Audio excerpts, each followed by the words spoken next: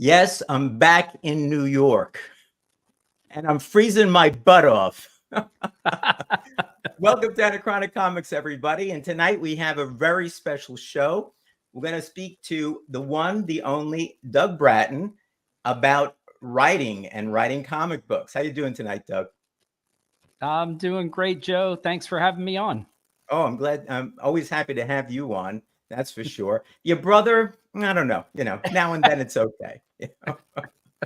Let's quickly say hello to people in the chat, and then we'll get started. All right. Let's take a look here. So we have Trev, came up really early. Trev. All right. Las Cruces, New Mexico. Good to see you. Wellbore, it's going to have to catch the replay, but have fun with your daughter tonight. X11 Bravo, good to see you tonight, sir. All right, let's see who else we got. So a few people coming in under the wire there. Let's see. All right. You got Tina? Tina multitasking. Oh, wow. Mark, my pal Mark Andrews. Good to see you, Mark. Phil-tastic Comics and Art. Very good, Phil. Started watching your video from today, but I had to only got through about half of it and I had to run downstairs. I have to finish that off. All right. We got Trevor ready. Gary B. All right. Got to watch Gary B's 1011 coming up at 10. And we should be off by that time, I think. All right. So Gary B. Who else? Got Mark. Maybe we got everybody so far. Up. We have Alan, Climbing Comics. Hey, Alan, how you doing? Good to see you tonight, Alan. All right. So we'll catch other people as they come in. Thanks. So hopefully we'll get some new watchers here. Now everybody pretty much knows Doug Bratton, right? From his blog post on reggiecollects.com, right? And his terrific comic book, Isolation, which we're going to talk about the creative process in a little bit. But did you know that Doug is also a award-nominated cartoonist and had a whole nother career before his current one, where he had, I tried to look for my Mad magazine that has your cartoon in it, but I couldn't get a hold of it real quick. But I did get a hold of his book, The Deranged Stalker's Journal of Pop Culture Shock Therapy. I read this in one sitting. It is hilarious. And the way you intertwine the cartoons with the story, excellent. I wouldn't know whether it was true or not as I was reading through it. So it wasn't. It wasn't, yeah, but it was pretty cool No. like that. And besides Isolation, he's a co-author of Reggie Collects Guide to Smart Comic Collecting, another great book that's there. So that's really good. So, Doug, you're currently in the midst of a Kickstarter to fund the collection of the first 4 issues. I got a few of them here, and I got all the rest of my issues here of Isolation. And I just want to welcome you again and thank you for coming on because I always enjoy speaking to you. So, let me bring it up, and why don't you tell the people a little bit about Isolation and the Kickstarter, so we can move on to the questions I actually want to ask you. Yeah, no, thanks so much, and thanks for sharing the Kickstarter. We're 1 week into it tomorrow morning, and the support has been amazing. We're almost at 400%. Thank you so much to everybody who's backed it. Joe has the link up. You can see that. The video at the beginning, which I don't think we can play, my brother Dave did. You can see it. I don't know if you can hear it. You can't hear it? Okay, yeah. I can't. They might be able to. Anyway, it's a great video that introduces the comic, and some of the review quotes about Isolation are there.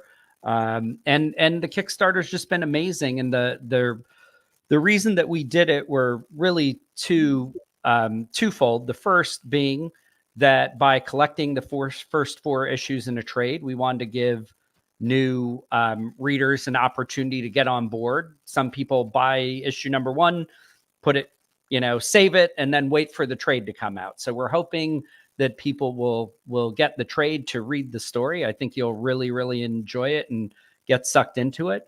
And the second reason is because our publisher, Soldier Publishing, that Reggie Simmons, Reggie Collects, started, he shut that down. So we wanted to continue the series. And by raising funds through the trade, we're hoping to raise enough to keep the story going in comic book form. All right. Okay, let me try the video again because it's a cool video. Let me see if I can get it going. Microsoft Shopping. I don't want that. All right, let's see. Tell me if you can hear it.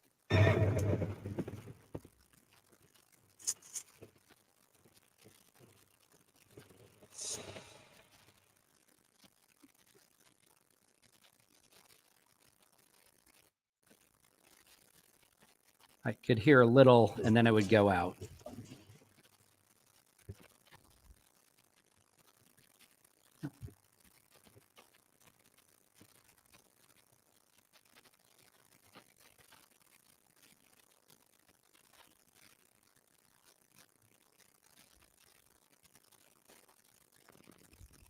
Yeah, I thought about full screen, but after I started it all, and I'm holding the speaker next to the microphone so you guys can hear it, so I couldn't. So it's a little bit harder to do that. But you're right.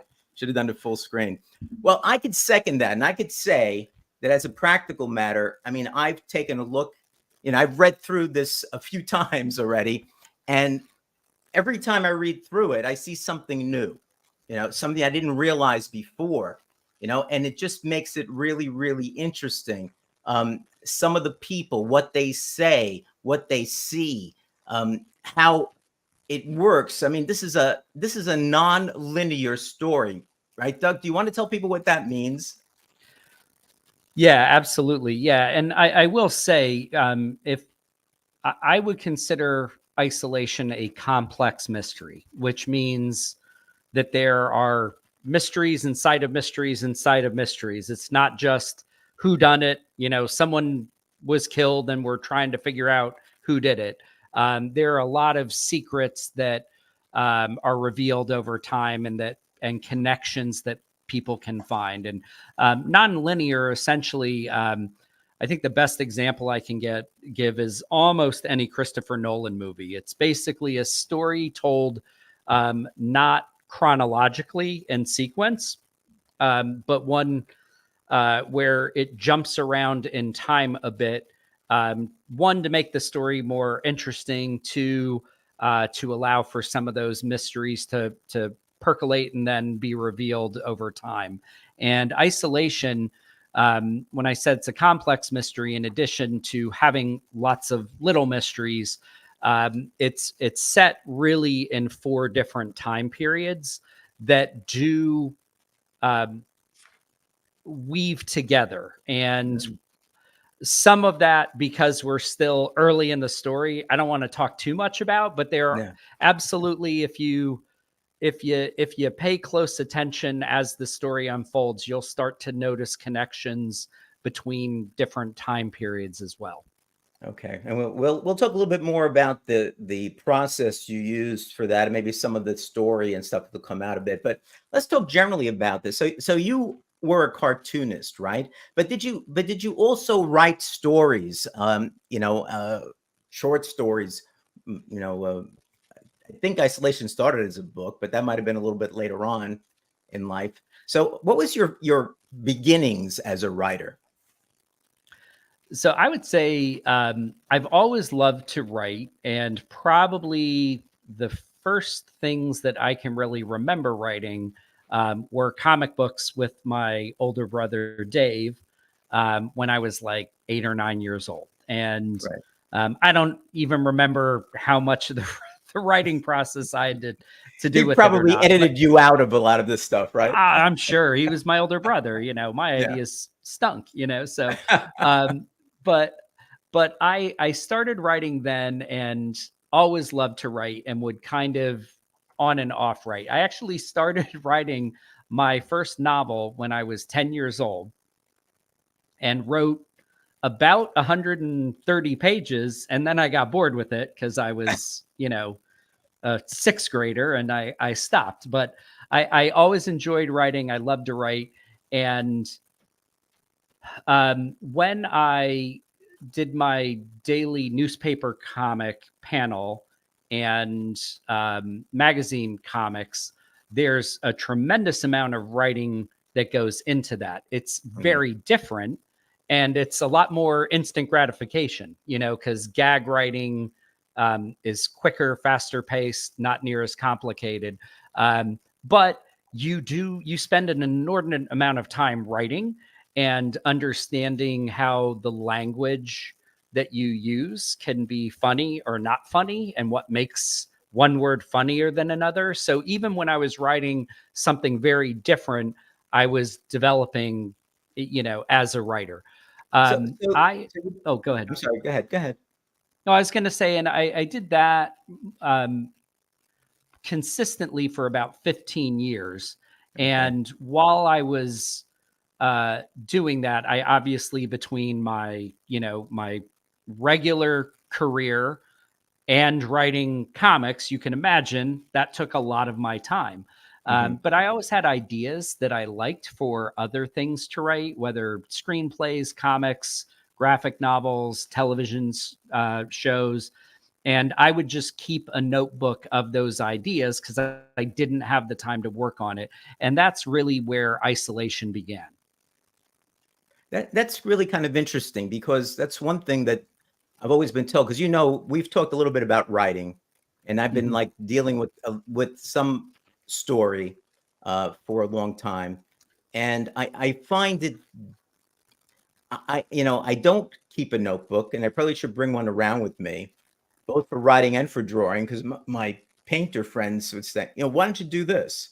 And my music friends, because I sing, say, you should do this. And I keep telling me I don't have the time to do all of this.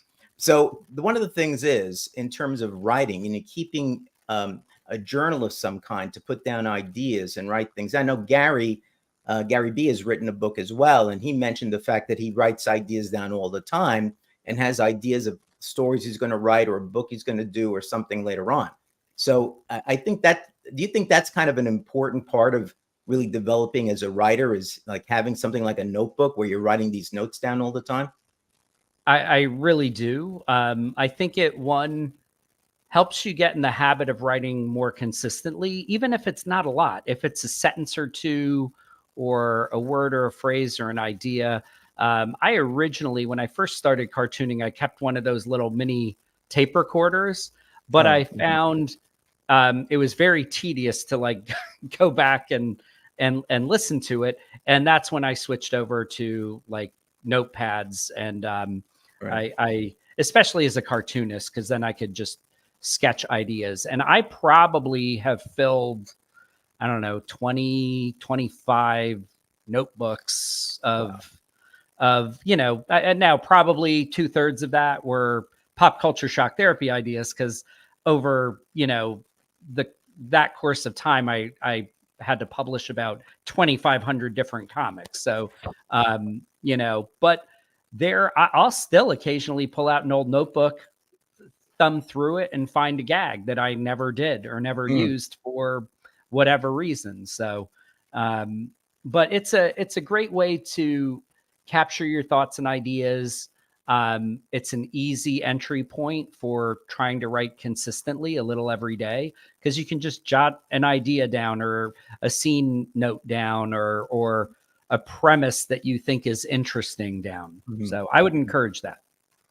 Well, I would say that when I first met you, I never thought that you would be somebody writing this stuff.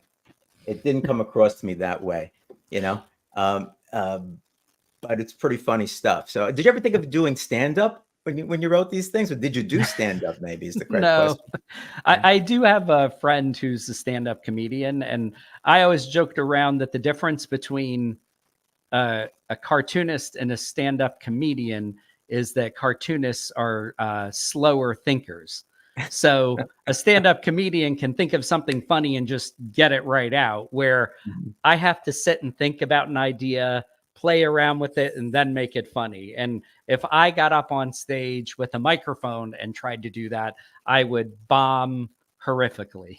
It's kind of funny because people, I'm pretty quick on my feet, and having been a lawyer and argue cases, you really got to think really fast. Yeah. And I'm good at that. And I'll get up in front of down in Florida. I do a lot of things down there, and people call me the entertainer, and they want me to do all these different things. And I come up with some stuff really quick, but not enough to do an entire show. Matter of fact, I tried to do a stand-up with some jokes that I just looked them up, and I was only going to do 3 jokes, and the last one bombed. So it was the wrong one to do. Welcome to So, stand-up so comedy. I have a lot of real, I mean, you've impressed me. I'm very impressed by you being able to make these things up, and draw them in a way that really makes it really funny, Thank you. And I will mention that I do know comedians that, a lot of their act is writing. It's writing, refining gags just differently. And I know a couple of cartoonists, Dan Ferraro, who does the Bizarro daily comic panel, Yeah. and Jason Chatfield, who's a New Yorker cartoonist, that also do stand-up comedy. And that amazes me. I just think you have to have the right personality to blend that. So some cartoonists can do it. I certainly cannot. Okay. All right. So let's get back to writing. And I think we spoke about this once before. As a matter of fact, there's another in the description below. I do have a link to the Kickstarter. So you guys, if you haven't backed this up, you can go there and help Doug out, because I got to find out what happens in the story. Come on. I mean, I really have to find out what happens. So this is a good way to get, issue 5, 6, like get them going. And I do have also, I had an interview with Doug and with his brother Dave, who had done, do I have it here? For issue I number think it was 4. at the bottom of the stack. Yeah. Yeah. Oh, Issue number 4, he had done this variant cover. Very nice. Right. And so I do have a link to that one in there as well, where we get into some stuff, but hopefully, a little bit different. Talk a little bit about more the story in 4 rather than the writing process. So you may want to take a look at both those links when you get the chance after the show. So, all right. So now you I see you started writing very early in life, but then you get to the point where the idea for the story that Isolation is based upon came to light. And you essentially wrote a novel, right? Didn't you write a novel basically on this? You wrote a book? Yeah. So on and off for about 10 years, I would just put notes in my notebook, and this, I set out with the intent of writing a complex mystery, and had to spend a lot of time just coming up with different ideas and seeing what I liked and what I didn't and what worked. And eventually things started piecing together well enough that I sat down and did like a detailed outline, listed out kind of questions and answers to them. And once I had a really good working outline, that's when I really started writing it. Now, the funny thing is, before I wrote the draft novel, I did write 1 issue as a script form. And pretty much as soon as I did it, just from working in the comics world, I knew how hard it was to find a publisher and get a series greenlit. So I actually shelved it after that and went to writing the novel, because I figured that's going to be a much simpler path to getting this out into the world. And I finished a draft of book 1, because it's meant to be a 3-book series. Right. And when I was doing the revision was when Reggie let me know he was interested in publishing original comic content, and had been pitched and asked me if I had an idea for a comic. So that was, And I want to get into that a little awesome. bit as we go through the progression before we speak about it. But Trevor's saying if that's the script some of us got, right? Yeah, it is. Yeah. If you got it probably had some minor edits to it. But yeah, so those who have received the first issue script, that was essentially the first thing that I wrote of Isolation, after the tremendous amount of time and that I put into outlining it. Right. Right. Yeah. Right. I got one of those. I think it's downstairs now. Okay. So that's good. So let's go through just basically your writing process before we get to the isolation story and get a little bit more into how that developed. So when you're writing this story, and I know you had a job as well, right? I mean, so you were working Yeah. and doing this, but you did this after you finished being a cartoonist, right? I mean, basically you had done that and then you started the writing Yep. process for isolation, right? Yeah. Okay. When I stopped doing new daily gag panels, I that freed up a lot of my time. And after a relatively brief break from writing, I realized I didn't want to break from writing. I wanted to write again. And there were, kind of my two favorite ideas in my notebook that I had written down were a nonlinear mystery Batman story I and heard about that isolation. Batman story. Yeah. So I actually wrote that first, which was like great practice because I made a lot of mistakes that Hmm. I corrected then for isolation, like, being way too wordy and trying to fit way too much on a page. But after writing, I think a really good story that would be a very dense comic, like a throwback to the, Alan Moore in the 1980s, I learned I needed to let it breathe a little, and that helped with writing isolation. Well, I'll tell you something. I mean, I didn't bring it up here because I figured we have about an hour and we have a lot to talk about. But I've gotten some books um, written by Bendis and by Alan Moore and a few others that I read through because they just like we're trying to do today. They speak about their process Yep. and they show some examples. I mean, I always thought Alan Moore was a tremendous or is a tremendous mind, right? Mhm. If you read through his description of how to write, I mean, it's like reading a PhD thesis where you have to stop like every paragraph and reread it to fully understand what he's trying to say. Yeah. Bendis' thing was a little bit more straightforward, and he had like guest writing stuff and stuff like that. But this was like, I mean, it was only this. It was a pamphlet, and it was written back in the 19. I don't know. I'm probably going to be wrong. Maybe in the 1980s or 90s, I forget. And this Yep. was a rewrite because he had a new afterwards. He made a few little changes in it from 2005, right? Yep. And so I'm reading through this thing and I'm saying to myself, I would never be able to write anything after reading this. It was so deep and Yeah. intense that it was like, all right, good, Ben's is a little bit better. And we'll talk a little bit about how you did that with isolation in a few Yep. minutes. But I just want to go through the writing process a little bit more for another couple of minutes, and then we'll get to isolation. Sure. So now when you're writing this, obviously you were working, right? But I remember when we in the first video, when you spoke about writing, you said you were at your best early in the morning, Hmm. right? So did you get up before work, in other words, to do your writing when you were writing the basically the isolation novel? Yeah. So it was different when I was doing the newspaper comic from isolation.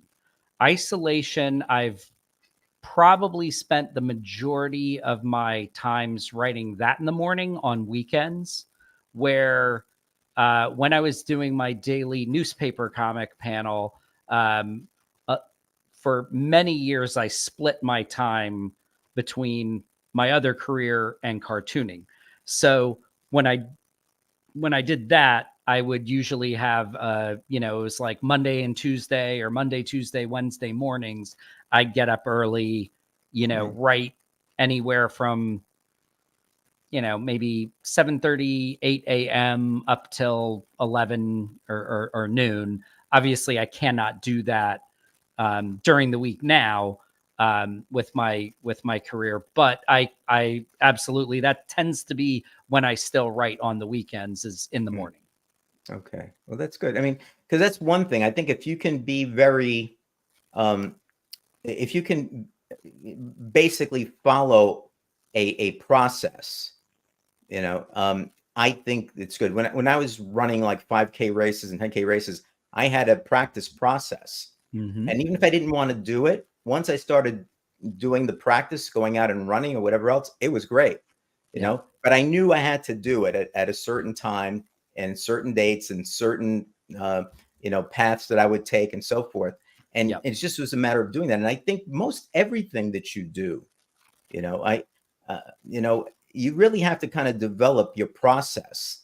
And Yeah. it is kind of, it's an individualistic approach to things. Whatever works for you Absolutely. would be the best. I mean, when I was an attorney working, I knew that once 9 or 10 o'clock came, the executives and other people would be calling you up.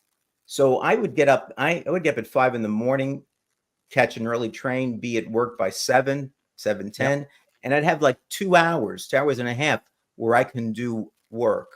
And then I'd Mm-hmm. stay after hours to do other work, Yep. and if you had to write a brief, you had to figure out when you were going to do it because life gets in the way, whether Yep. it's work life or family life, whatever it happens to be. And so I think being structured that way is really, no matter what you do, is if you want to be successful, it's important to do that, but also to be flexible. Yeah. Well, I think you hit the nail on the head in that if you create a process that works for you, it does help with the discipline of it. If you find a way to make sure you're doing a little bit, either every Mhm. day or every week over time, that builds up. You don't sit down on a Monday and say, I'm going to write a novel by Friday. But Oh, that's if you my do a problem then. That's what I'm trying to do. if you do a few pages on a Saturday or a Sunday and you do Mhm. that consistently, in a couple of years, you'll have that novel. And but I think you also said something that was really important, that it really is an individual process. Right. Like, I know writers who are night owls and they love to start writing at 10 p.m. when I'm going to sleep, Sure. and Yeah. it's just I think the important thing is being aware of when your mind is sharpest, when you're more creative, and what other triggers you have that get you creative. For me, reading really helped. So in the Yeah. morning, I'd get up, I'd have breakfast. I might read another collection of comics, I might read a nonfiction book just to get my brain going, Mm. or have a cup of coffee, whatever it is. It's understanding, hey, what are those things that I do consistently that make me feel more awake, alert, and creative? And I'm going to make that my process. Yeah, mine is drinking a cup of espresso. I mean, I Mhm. had one before the show because I felt I was dragging. I said, "What can I do?" All right, I'm making some espresso. I have to All cut right, myself off before 5, Joe, or I'm not sleeping. you're one of those guys, and I have some Yeah. friends that way. We went over their house, and they said, "You want a cup of coffee?" I said, "Yes, I'm drinking the coffee," and I'm saying, "Okay," and I'm not feeling anything. And they say, "Oh no, afternoon we just drink decaf," and I go, "What the hell is that?" I said, "I'm Italian. I don't need any decaf." I'm a lightweight. Well, that's all right. You're normal. I'm not. That's it. That's it. All right, so let's get to isolation. All right. So, I mean, I've done a little bit. See, this is one of my failures, and sometimes it's difficult to get things done. But being what my background is, and and you see it in some of the videos I put together, which take a long time to do. I like to research. I get a lot of joy Mhm. out of researching, finding things that people don't know, solving a problem or what have you. So in terms of the writing, after we spoke, I started reading some books, researching stuff online and so forth. So, one of the things that I kind of saw was that there were basically four main literary genres, right? You have fiction, nonfiction, there's poetry, drama. Maybe you could throw a few more in there. So isolation is definitely fiction, right? But there's a lot of Mhm. subsets to it. Now, you mentioned that it's a mystery, which is a subset of fiction, but I almost see it as being mystery slash horror. I mean, Yeah. does that make sense to you? Yeah, I think a lot of um subgenre books, um really cross over a lot. Like it might, like I identify isolation as a mystery. Some might identify it more as a suspense or a thriller. Yeah. But it definitely has elements of fantasy, elements of horror, elements of history. Yeah. And um, I, I think, you know, we just, people like to put labels on things and they like to know which section in the bookstore to put the book. But really, there's a lot of nonfiction books that, you know, and fiction books that cross over from one genre to the other.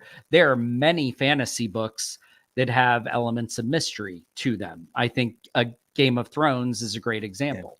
Yeah. It's That's clearly true. high fantasy, Mhm. but you know, who are Jon Snow's parents? That's a mystery.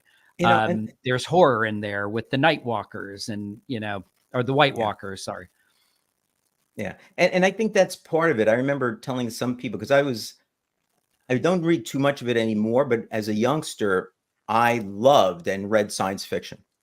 Mhm. And people would think back to the older science fiction things about rocket ships and everything. I said, no. I said, what they are is they're either built on a future time where the writer can kind of invent the scenario and what's going on, or another world or something like that. Again, where the writer can invent things, but the whole invention is to bring your story forward. And Yep. so, yeah, they're mysteries, I mean, they're mysteries, they're drama, they're this, they're that. I said, murder mystery. I mean, it's just that it's set in another situation, which comes from the mind of the writer, Mhm. and I think that's what you're kind of talking about there, is that you've got this situation, and yeah, it's fiction. It could be a mystery, but there's a lot of other components to it. Yeah, absolutely. And I think there's, especially as writers mature more, I think, when I was young and especially reading comic books, I didn't think too much about the themes or the subtext. It was, it was there, like good versus evil, pretty basic. But there was more to it than that. But I just wanted to read a good story. I Right. think Right. as as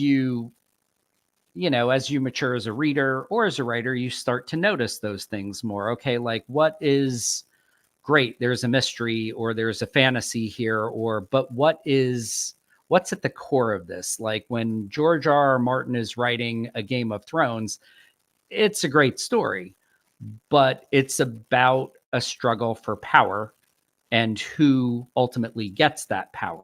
And that's kind of the core underneath that. So, And as you start to write, what I've seen, what I understand is you have, and that what you just described is the premise yeah. of the story. All right. Which everything else kind of revolves around. So when you put together Isolation, what was the premise of the story? Um, so, and I'll connect the dots a little to the Batman one that I wrote first. Okay. The Batman one was very much about um, the love of money being the root of all evil. Hmm. And essentially, that if you choose to only look out for yourself and only pursue your wealth and sacrifice your own principles for that, that is the birth of evil. So it was kind of a Joker origin story. Right. So it really, really went into the corruption in Gotham City, why that came to be over time, and how something like that would give birth to someone like the Joker. Right. With Isolation, I kind of wanted to continue exploring that, but from a different angle of what happens when any form of power chooses to do it in a way that is self-serving versus when someone in power chooses to use that for the betterment of others. Okay. And it's, that's probably the part B of that will be easier to see in book 2 than book 1. But I think in part 1, it's easy to start seeing when a religion or when a government or when a group of people are in power and choose to not worry about others, but focus it on what they get from it, what that creates. Right. And actually twisting what normally would be good in a way that to most people, other than those people that are twisting it, Yeah. is bad, I guess, Mhm. let's use a general word, that's there. Yeah. So I see Sure. what you're saying there. And that is put together really well in book 1. I think, Thank by issue 4 of the 4-issue book 1, you definitely see that. And you see it before, but then it kind of just solidifies, Yeah. and there's always a good and an evil there. Yeah. So you go through 4 different time periods, right? So you must have done some research. Isolation, for people who don't know, is a town in Louisiana, right? Yep. So you must have done some research a little bit, to try to figure out what makes the most sense for each one of these time frames. Yeah. And so you can put some of that in the writing that you have. So how much of that did you do? I don't want to say a lot in the sense that I didn't spend years like reading history books or anything, but I selected the time periods and the location of isolation for very specific reasons. I was originally going to set isolation in Alabama because I went to Auburn University in Alabama and I was more familiar with it. I've been to Louisiana. I'm more familiar with Alabama. But in some reading and research I did about certain things that I wanted to tie into the 1949 time period, I learned some things specifically about Louisiana that I was like, oh, wait a minute, that works perfectly. So actually moved isolation from Alabama to Louisiana geographically for certain historical reasons. Um, the I selected the 3 time periods in isolation. 1992 is kind of the modern story arc. Right. The story There's a takes place in reason. 92, really, right? Yeah, there Yeah. are reasons I set it in the early 90s. One, I like the time period because it's pre um, smartphones. And I feel like, once you get into people can snap pictures and look things up easily on their phone, it takes some of the fun away. And there are other Right. reasons I selected that time period, which for another day. But the isolation time periods of 1869, 1919, and 1949 are very much because they each take place after a major a war. And there are historical things related to book 1 that are very much tied into the Civil War for anybody who's read it, more obvious reasons. In 1919, when we get into that story more, there are things going on in the world and people returning from World War I that connect to that story. And 1949, which I actually did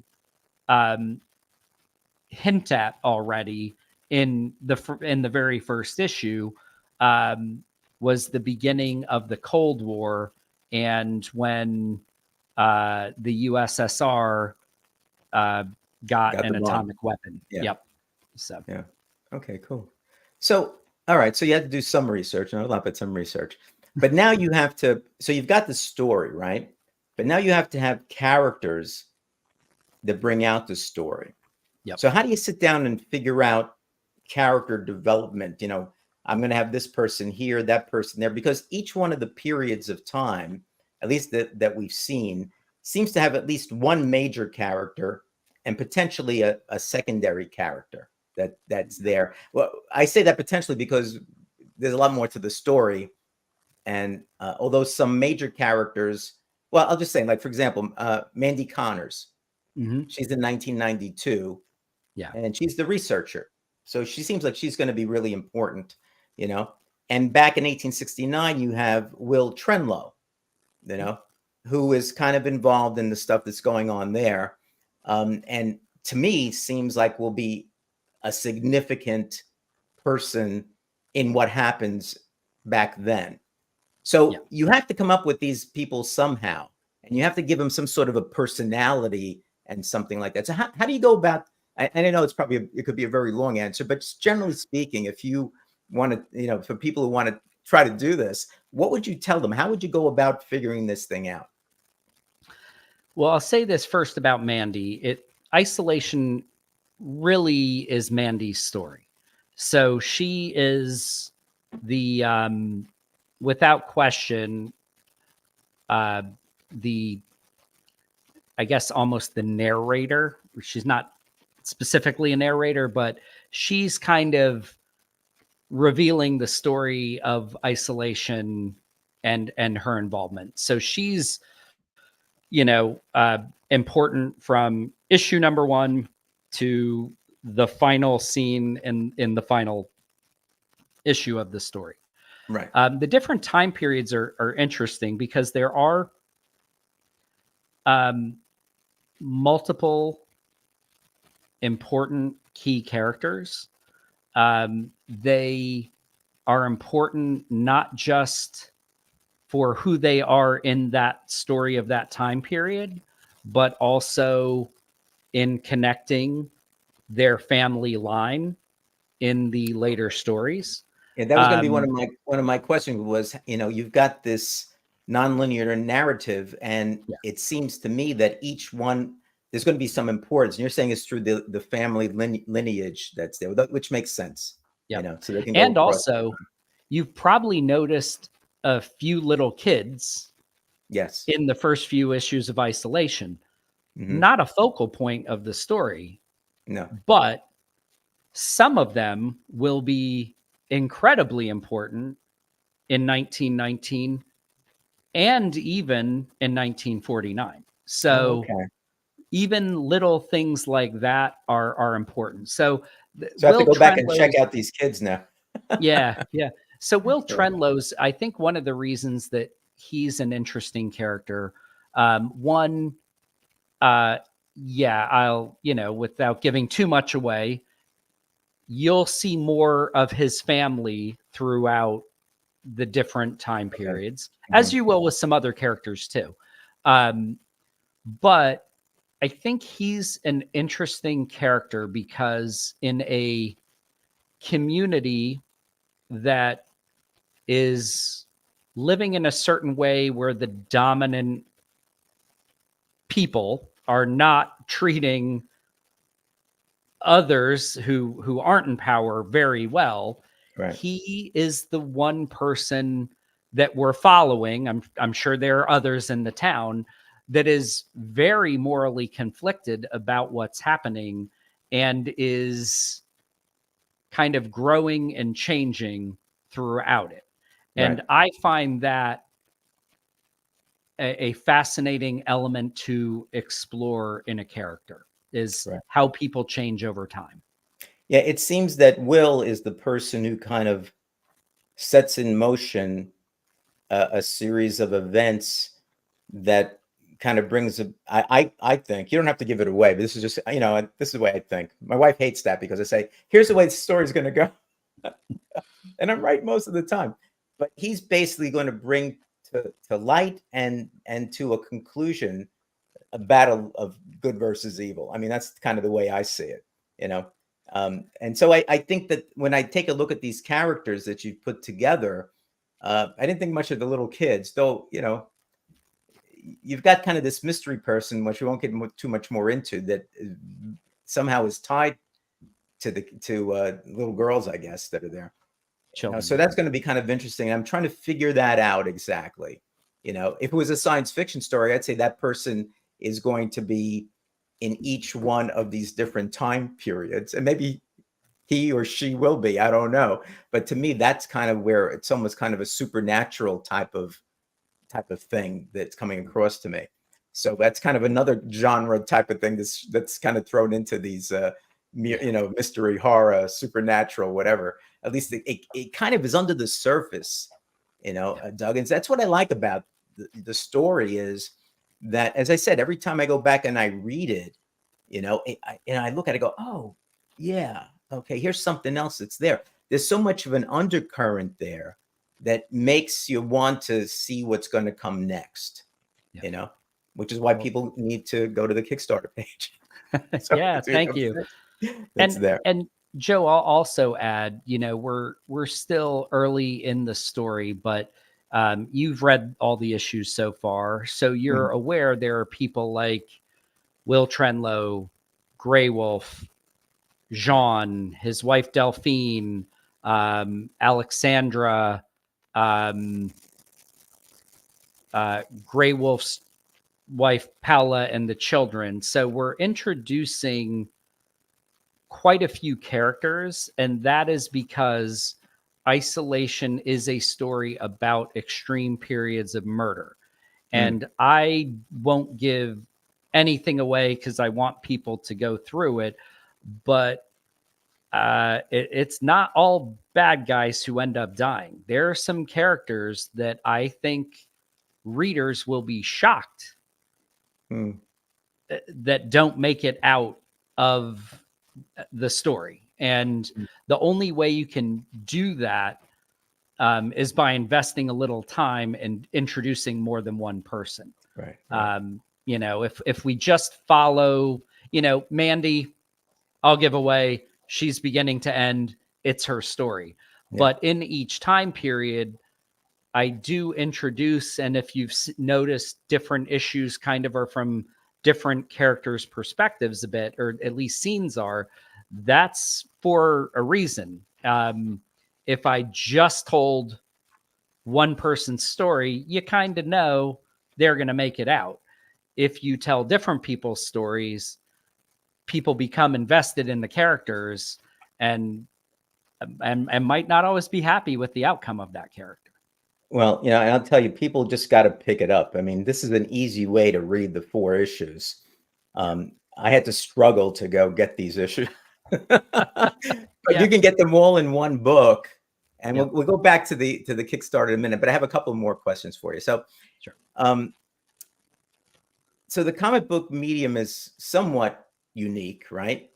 So, do you think that offers you more advantages than the novel, or do you think that the novel might have been not easier to do, but for the reader, would the novel be a better medium, or are comic books, because of their visual aspect, because it's really good artwork here, guys, and the visuals are fantastic when you take a look at them, and to me, it really adds to the story. Matter of fact, you got some pages where all this action's going on, there's not even any words.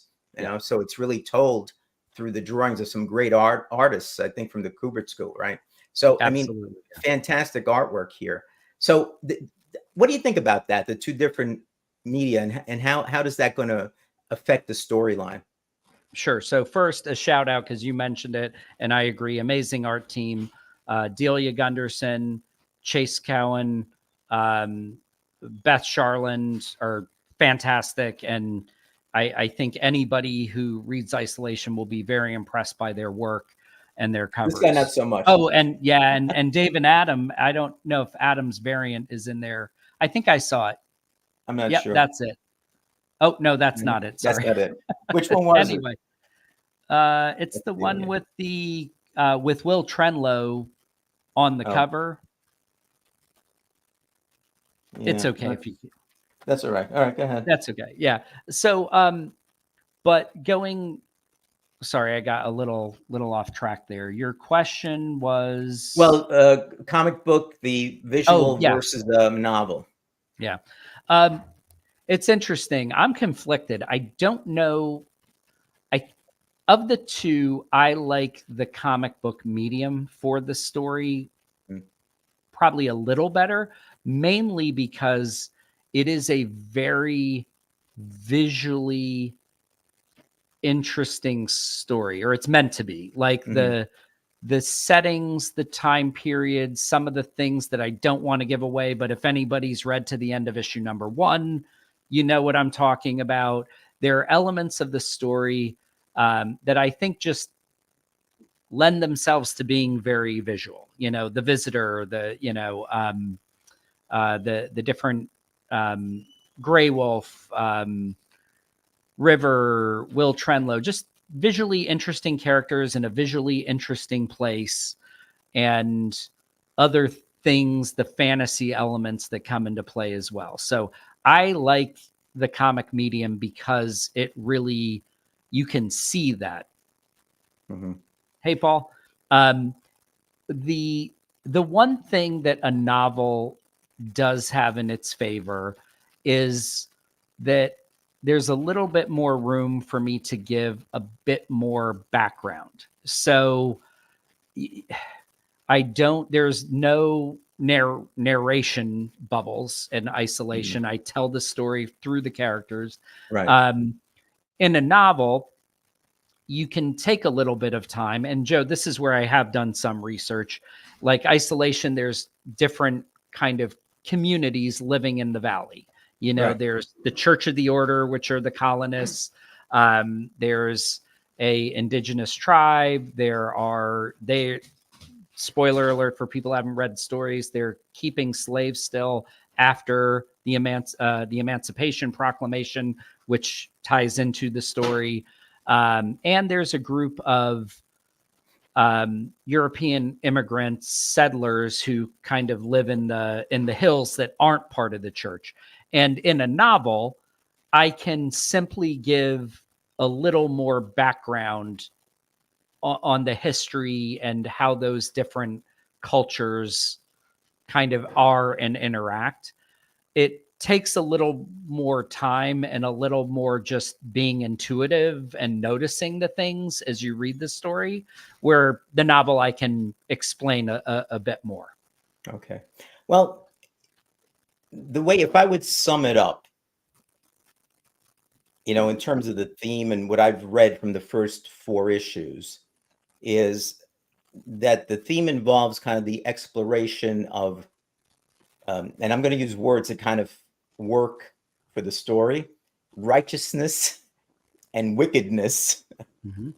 And I think because of the nature of the way the story goes, the trials and tribulations of the people are both kind of divine and earthly. You know, I mean, they seem to work on both ends. And it looks to me like the destinies of these characters, and I guess their descendants, based on what you said earlier, are going to be kind of, you know, come to play out of this thing. I just think in some ways, this is my 2 cents, I think this would have been a great novel. I think it would have been a great novel to read, you know, and would have had the whole thing. I would have known what happened already.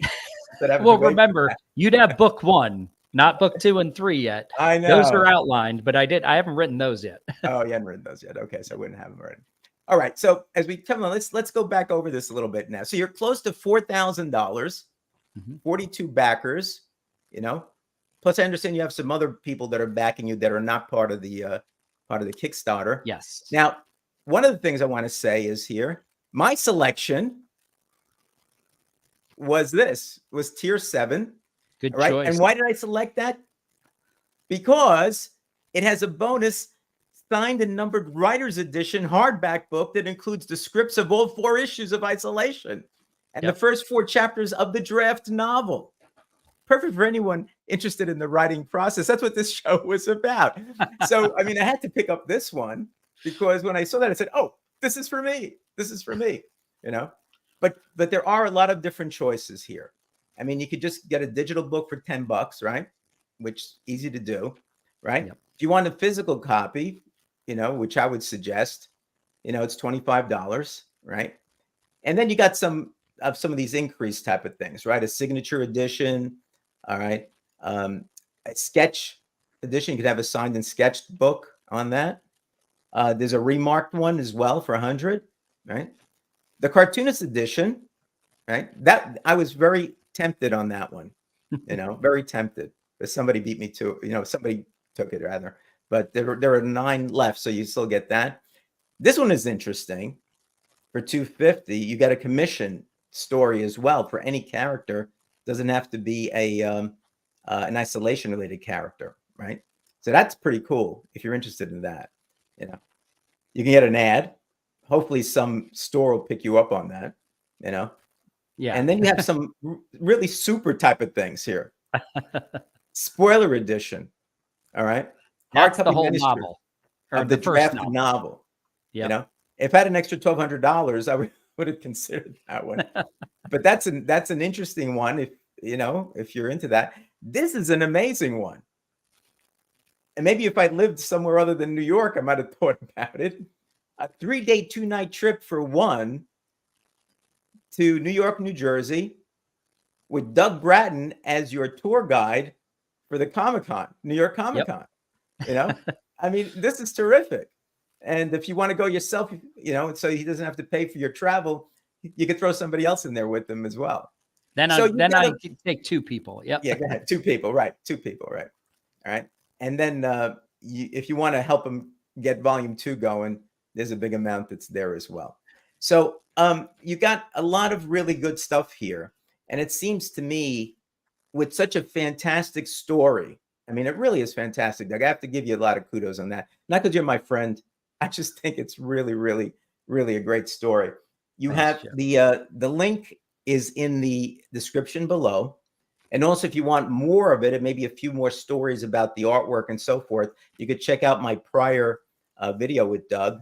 The link is also in the description below.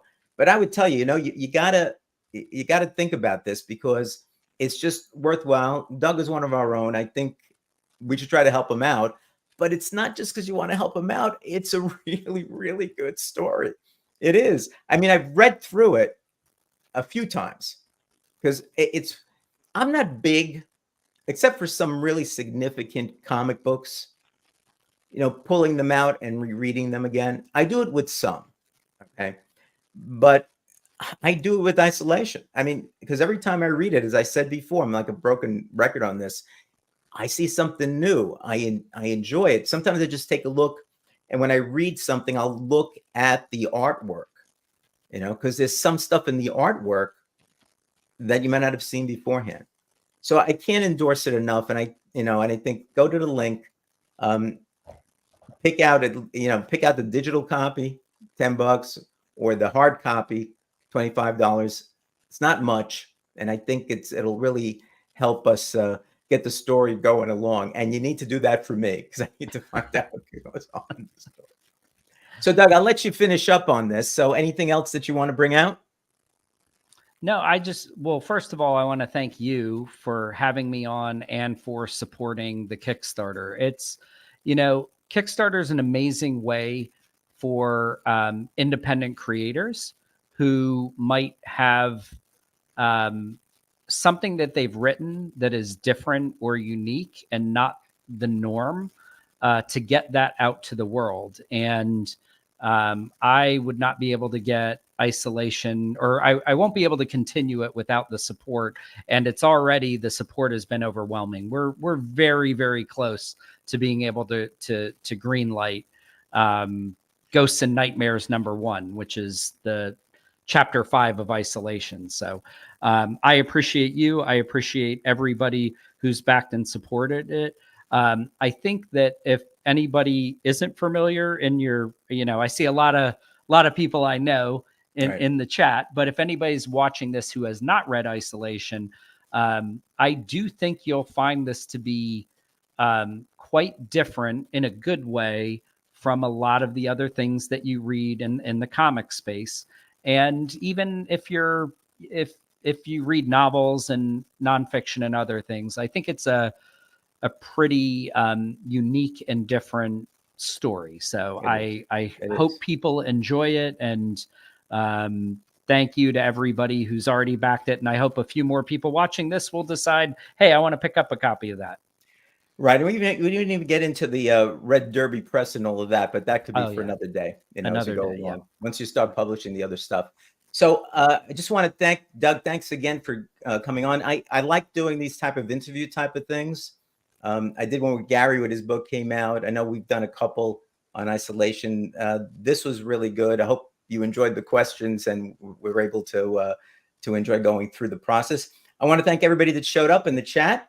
I appreciate it. Yeah, again, there were a lot of our friends are there. I saw some people saying that they're missing our Wednesday night chat. So Doug and I have been talking about that, and I think we might have a solution. We're working on it.